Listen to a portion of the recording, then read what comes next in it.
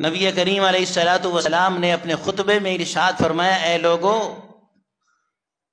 اس مہینے میں پروردگار عالم روزانہ افطاری کے وقت میں 80 لاکھ گناہوں کی مغفرت فرماتے ہیں، 80 لاکھ گناہگاروں کو بخشتے ہیں، اور پھر اس کے بعد پروردگار عالم ایک ایسی رات تمہیں عطا فرمائیں گے جس کو شب قدر کہا جاتا ہے۔ جس نے اس رات میں عبادت کی، اس رات کو زندہ کیا، اس کے تمام گزشتہ زندگی کے گناہوں کو معاف کر دیا گیا، گویا کہ اس نے 80 سال پروردگار عالم کی عبادت کی۔ فرمایا نبی کریم علیہ الصلوۃ والسلام نے پھر جب آخری رات ہوتی ہے جس کو ہم عید کی رات کہتے ہیں، اللہ اس کو لیلۃ الجائزہ فرماتے ہیں، فرمایا اس رات میں اللہ رب العزت فرشتوں سے پوچھتے ہیں، ما وفاء اجیر ما جزاء اجیر وفا عملا، اے فرشتوں یہ تو بتلاؤ جس نے مزدوری پوری کر لی اس کو اجرت کتنی ملنی چاہیے؟ فرشتے عرض کرتے ہیں، اے اللہ اس کی مزدوری اور اجرت یہ ہے ان یوفا اجرہ، اس کی ساری نیکیوں کا حساب دے دیا جائے۔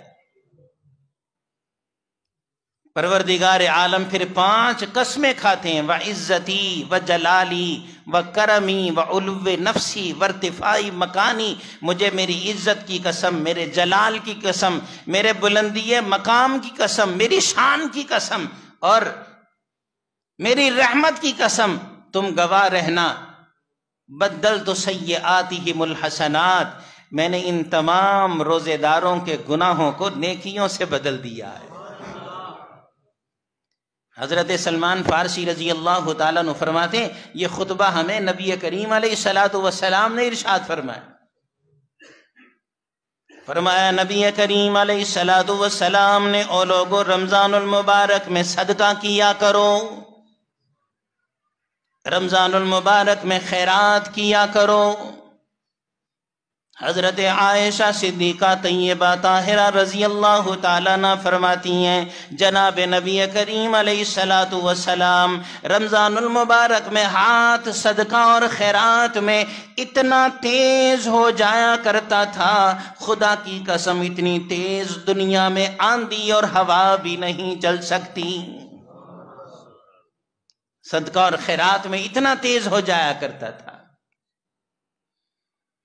فرمایا نبی کریم علیہ الصلوۃ والسلام نے، جس نے ایک لسی کے گھونٹ، ایک دودھ کے گھونٹ اور ایک کھجور سے کسی کا روزہ افطار کروا دیا، خدا کی قسم قیامت کے دن، بھوک والے دن میں، پیاس والے دن میں، شدت والے دن میں، پروردگار عالم اس کو حوض کوثر سے ایسا سیراب فرمائیں گے، قیامت کے دن کے 50,000 سال والی گرمی میں بھی دوبارہ اس کو پیاس نہیں لگے گی۔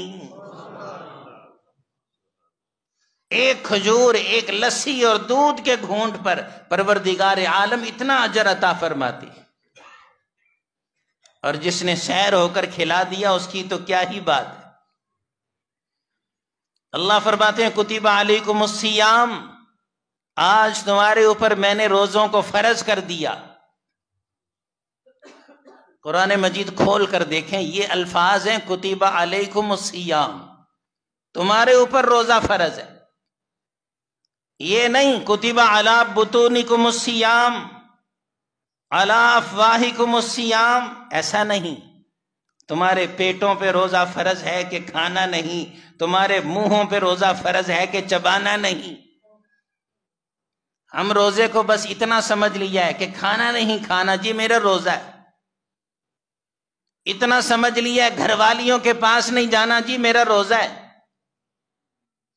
ہم روزے کی اتنی اہمیت اور اتنی حیثیت کو جانتے ہیں، کھانا پینا چھوڑنا یہ روزہ اس کا نام ہے۔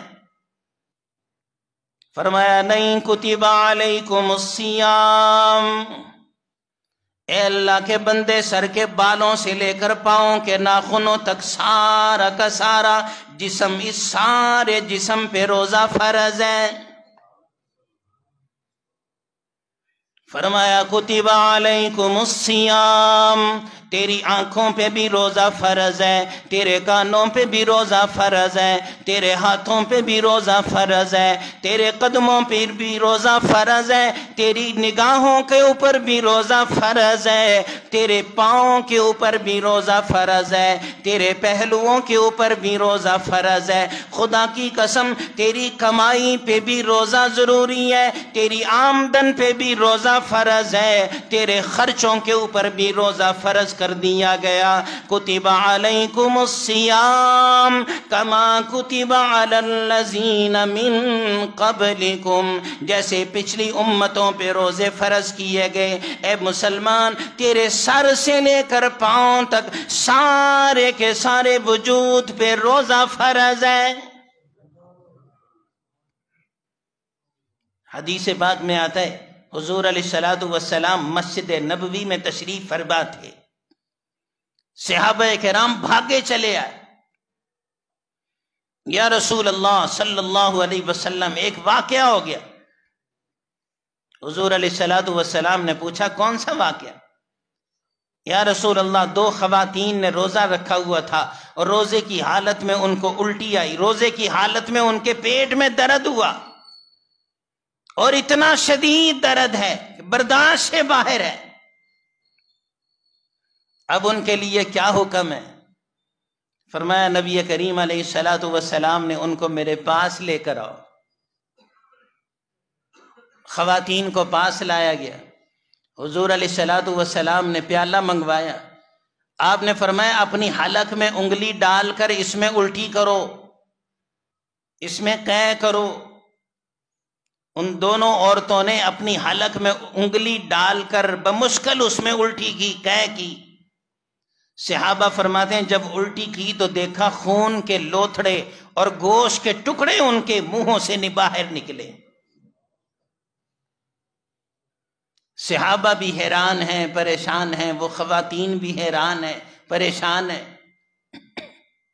آپس میں چیمگوئیاں شروع ہو گئیں۔ عورت کہتی ہے خدا کی قسم میں نے تو گوشت کھایا ہی نہیں۔ دوسری کہتی ہے یہ خون کہاں سے نکلا، میں نے تو کبھی خون پیا ہی نہیں،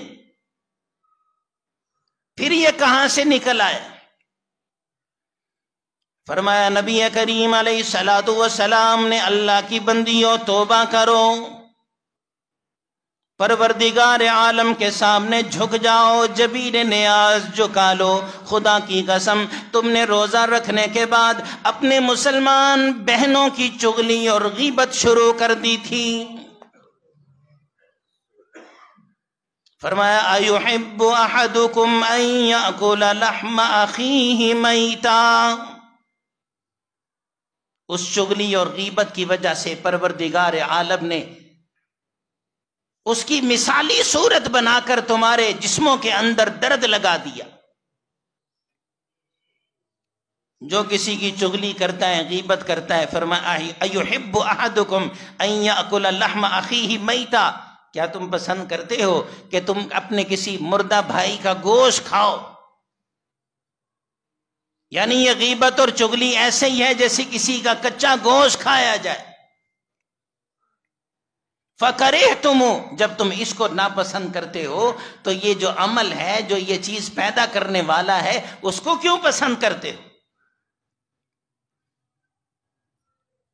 فرمایا یا ایھا الذین آمنوا کتب علیکم الصیام، سحری کا وقت ہوا، دسترخوان پہ سارے کھانے سج گئے، دسترخوان پہ اناج آ گئے، ہاتھ دھو کر سحری کھانے لگے۔ فرمایا تسحروا فإن فی السحرۃ برکہ، اللہ کے نبی فرماتے ہیں سحری کھا لیا کرو۔ یہ روزے کا آغاز ہے، سحری کھاؤ، اس لیے کہ سحری روزے میں طاقت بنا دیتی ہے، سحری برکت پیدا کرتی ہے۔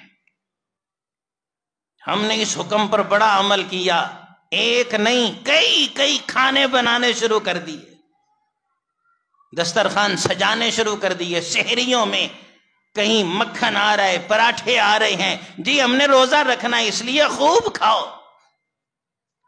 اور گرمیوں کا روزہ تو الامان والحفیظو ہو، گلاس لسیوں کے، دودھ کے، شربتوں کے، پانی کو سارا دن گزرنا ہے۔ خدا کی قسم یہ پیاس وقت نہیں، پانی وقت نہیں گزارتا، یہ ایک وہ جو تقوی ہے وہ وقت گزارتا ہے۔ کئی ہم نے اللہ کے بندوں کو دیکھا کہ آنکھ نہیں کھلی، روزے کی نیت کر لی، پھر بھی روزہ اچھا گزر گیا۔ اور کئی ایسے بندوں کو دیکھا ہے خوب کھائے پیے، مگر آدھے دن کے بعد نڈھال ہے، منہ بھی لٹکا ہے، آنکھیں بھی باہر کو نکل رہی ہیں۔ بھائی وہ روزہ تقوی والا ہے، یہ روزہ گناہوں والا ہے، یہ روزہ اپنا آپ خود دکھا دیتا ہے۔ فرمایا تسحروا، سحری کھا لی، روزے کا آغاز ہو گیا، روزے کی ابتدا ہو گئی۔ فرمایا نبی کریم علیہ السلام نے، او لوگو اپنے منہ اور اپنے پیٹ کے ساتھ ساتھ اپنی آنکھوں کا روزہ بھی شروع کر دو۔ سارا دن یہ نیت کر لو، خدا کی قسم میں روزے سے ہوں، خدا کی قسم میں اللہ کو راضی کرنے کے لیے روزہ رکھ رہا ہوں۔ اگر خدا کی مرضی کے خلاف میری آنکھ بھی اٹھ گئی، جس کے لیے سارے دن کی بھوک اور پیاس کی شدت برداشت کروں گا، وہ میرے روزے کو ایک پرانی ٹاکی میں لپیٹ کر میرے منہ پہ نہ مار دے۔ آج سارا دن میں نے نگاہ بھی اس کی مرضی کے خلاف نہیں اٹھانی۔ کان کا مسئلہ آ گیا، آج سارا دن میں نے کانوں سے اس کی مرضی کے خلاف کوئی گناہ نہیں کرنا، سارا دن کوئی باجا نہیں سننا، سارا دن کوئی سارنگی نہیں سننی، سارا دن کوئی گانا نہیں سننا، سارا دن کسی غیر محرم کی آواز کو نہیں سننا۔ خدا کی قسم بھوک بھی کاٹی اور پیاس بھی کاٹی، کہیں ایسا نہ ہو قیامت کے دن تانبا جہنم کی آگ میں پگھلا کر میرے کانوں میں ڈالا جائے، میرا روزہ کچھ کام نہ آئے۔ اس لیے کانوں کا روزہ بھی ساتھ ہی شروع کر دیا۔ فرمایا کتب علیکم الصیام، جب تم نے اپنے پیٹوں کا روزہ شروع کیا، اپنے کھانے اور پینے کا روزہ شروع کیا، اپنے ہاتھوں کو بھی درس دو اللہ کی مخلوق، او میرے دست، او میرے ہاتھوں، آج سارا دن تم نے ایسی حرام کی چیز کو نہیں پکڑنا جو حرام کی چیز قیامت کے دن میرے گلے کا توق بنا دی جائے۔ آج میں نے کوئی حرام کا کاروبار نہیں کرنا، کوئی حرام کا پیسہ نہیں پکڑنا، کوئی مشکوک کمائی نہیں پکڑنی، کیونکہ میرے ہاتھوں نے روزہ شروع کر دیا ہے۔